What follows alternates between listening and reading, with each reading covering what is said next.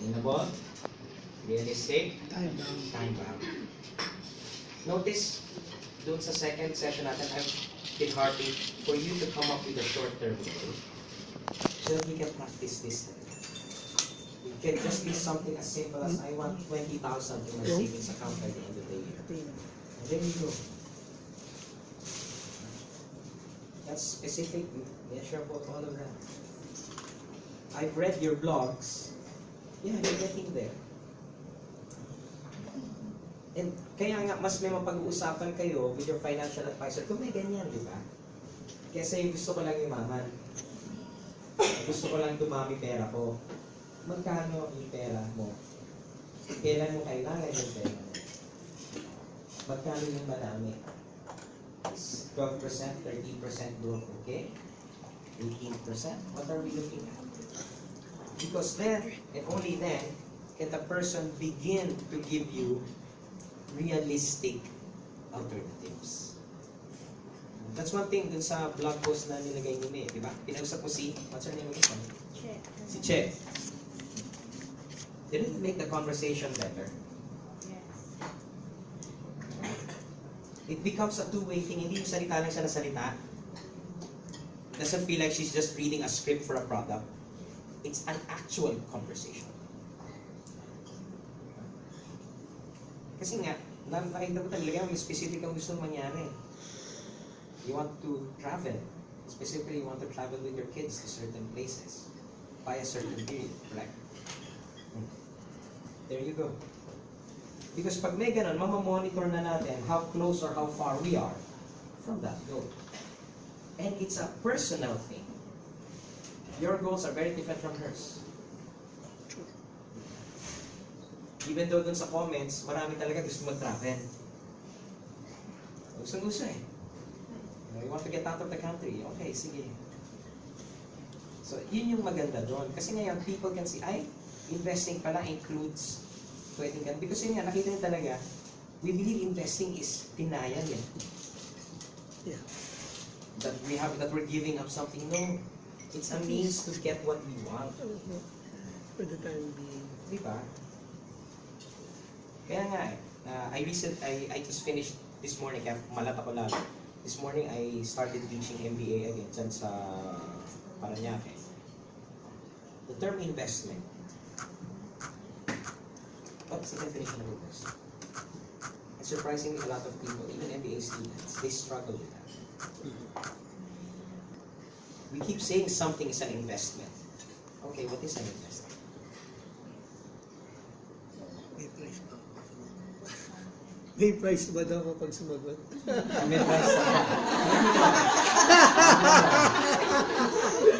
Nasa kanilang mga premyo.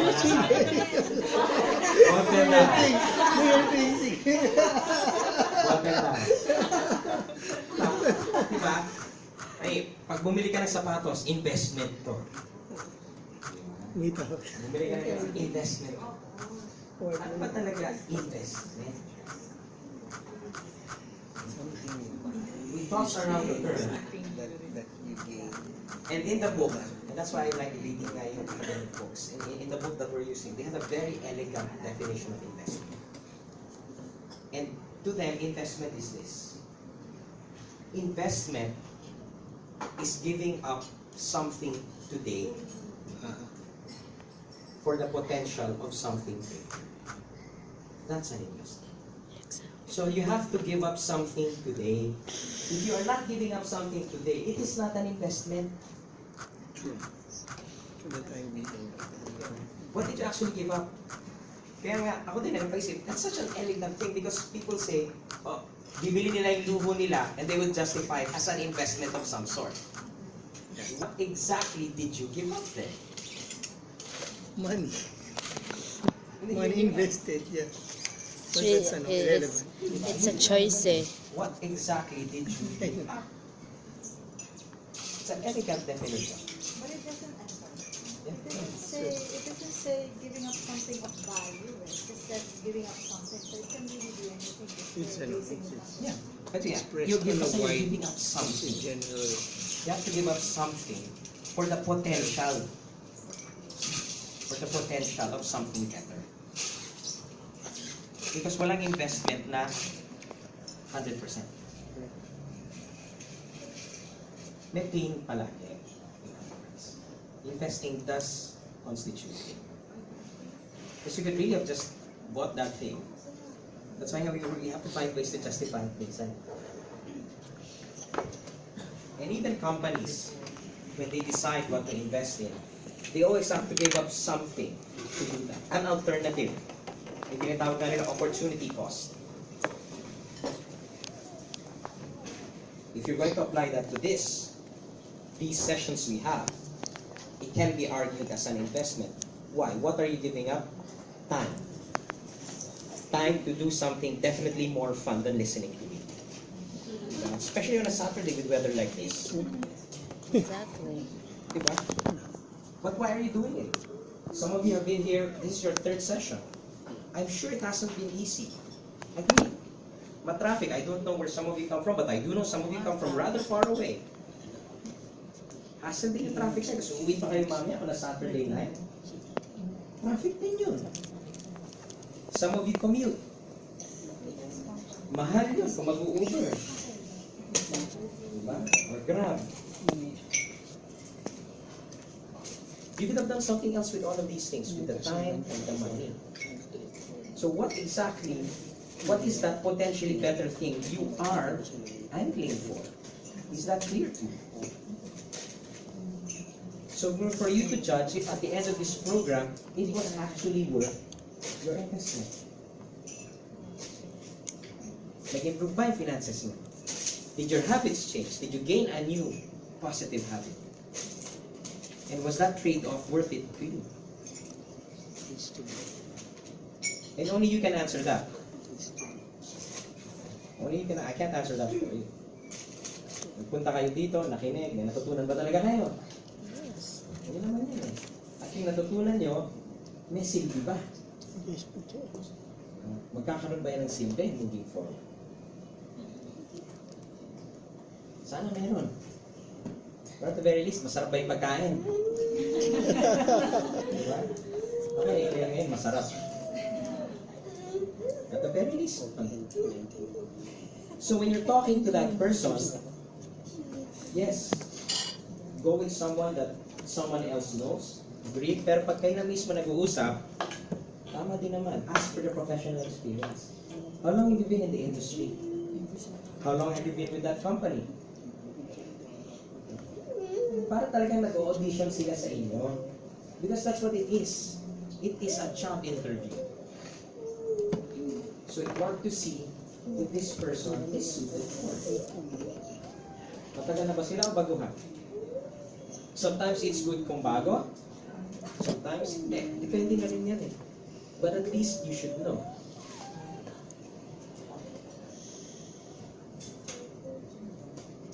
Oops.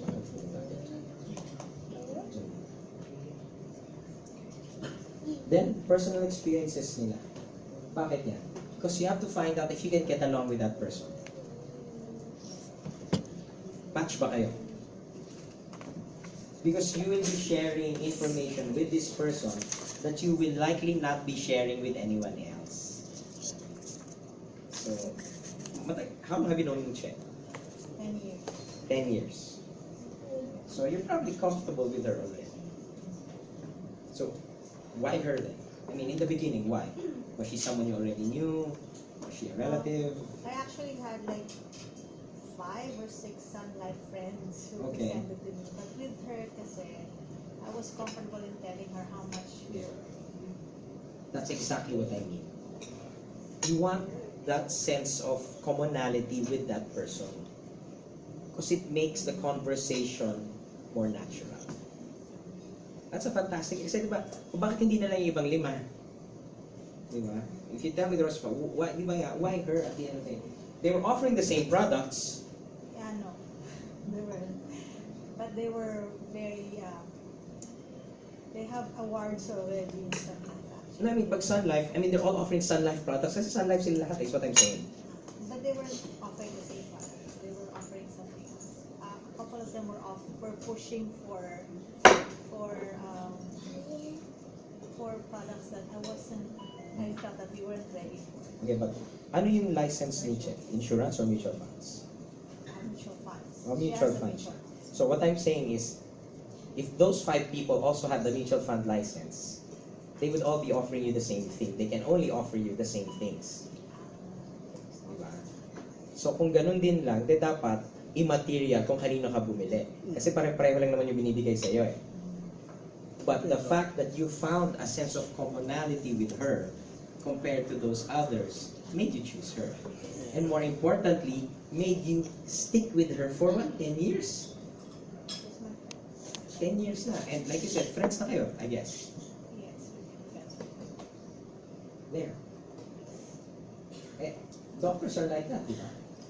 You become friends with your doctor. I don't know if you can be friends with your lawyer. What? No, lawyer. No, Yes. But in all honesty, yung mga professionals na kausap natin, pagkasundo natin, it makes the transaction, even any business transaction, easier to do. Yes. There is that level of comfort, and you begin to trust them more. So magtanong tayo. Ngayon, kung hindi mo feel yung tao, kasi ang angas ng dating, or reverse, sobrang tahimik naman, na parang gano'n na lang, ito hindi rin bagay sa iyo. Don't be afraid to shop around before you commit. Because you want someone you have to be able to build a relationship with. Hindi yung puro benta. Kasi ayaw nga ng puro benta lang, di ba? That's a constant feedback that we get from people. Na yung ahente, puro benta lang inaatupag. Di ba ayaw yung gano'n? You want something more natural. Na tuwing magkikita kayo, hindi ibig sabihin maglalabas ka ng pera. Diba? Na tuwing makita kayo, oops, eto na naman, maglalabas ako ng pera. Hindi naman dapat gano'n. And then, also ask them, what are your other clients like? Are they old? Are they young? To also see if you fit their usual profile.